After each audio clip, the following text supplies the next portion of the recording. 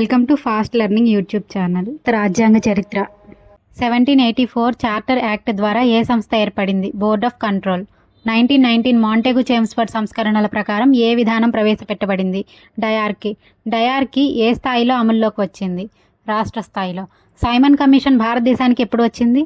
1928. భారతదేశంలో అన్ని రాజకీయ పార్టీల ఆధ్వర్యంలో జరిగిన సమావేశాలు రౌండ్ టేబుల్ సమావేశాలు. ఈ రౌండ్ టేబుల్ సమావేశాలు మొత్తం 3.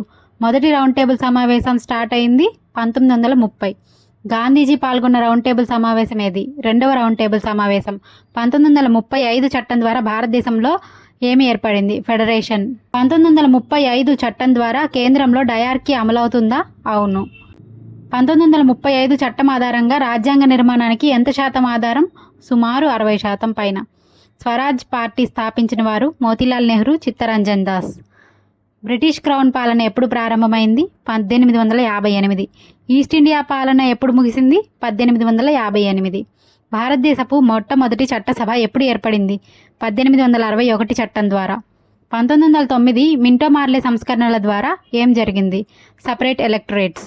భారతదేశపు తొలితర రాజకీయ సంఘ సంస్కర్త ఎవరని పరిగణిస్తారు? రాజా రామ్మోహన్ రాయ్. రాజ్యాంగానికి అవసరమైన ప్రేరణ ప్రధానంగా ఏ యూరోపియన్ దేశం నుండి తీసుకొచ్చారు? బ్రిటన్.